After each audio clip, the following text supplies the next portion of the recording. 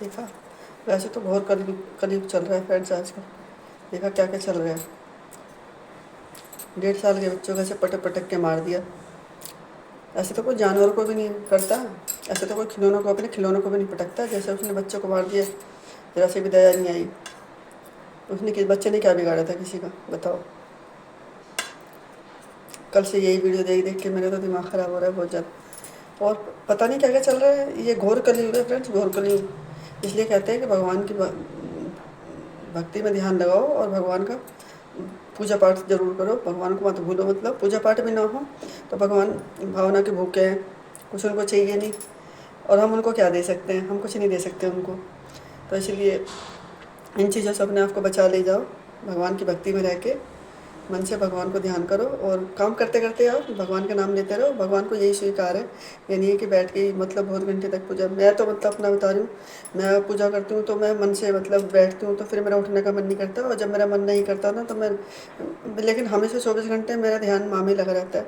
हमेशा मतलब माँ का ही ध्यान करती हूँ मैं। माँ की मुझे याद आती रहती है। सभी देवताओं को मानती हूँ, मतलब बाबा को भी, सभी को मानती हूँ। और बजरंगबली तो भाई हैं मेरे। तो उनके बिना तो माँ चलती नहीं है ना। भाई तो आगे आगे चलते हैं।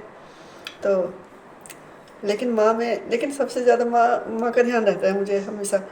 क्योंकि हमेशा माँ ही मेरे ध्यान में रहती है, चाहे मैं पूजा करूँ चाहे ना करूँ। लेकिन हमेशा मेरे 24 घंटे मेरे ध्यान में रहती है माँ। खाते पीते सोते, काम करते, नहाते, बाथरूम में भी जाते हुए ना भाभी मेरे को, मतलब हर जगह मेरे को माँ की याद आती है। मैं बता नहीं सकती।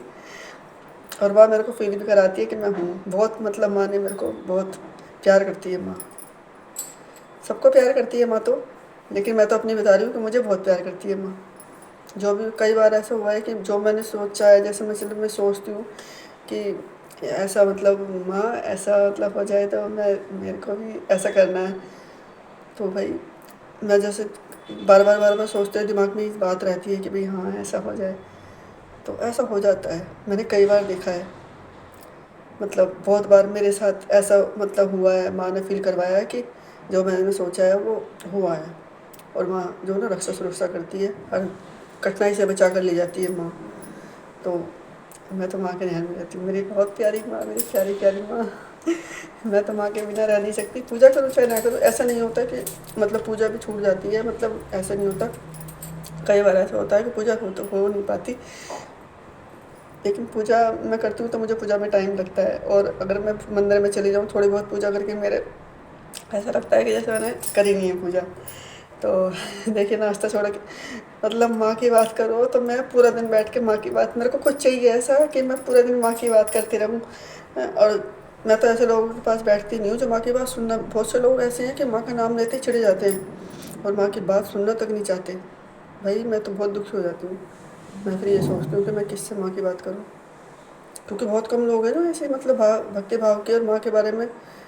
लेकिन मेरे को ऐसे लोग चाहिए कि माँ के बारे में मैं बात करती रहूँ, सुन के वो खुश होते रहे। मेरे को भी लगे कि हाँ मैं कुछ बोल रही हूँ तो उनको खुशी मिल रही है, या सुनना चाहते हैं इस तरीके से। तो ये बात है फ्रेंड्स। तो सबको जय माता दी, खुश रहिए।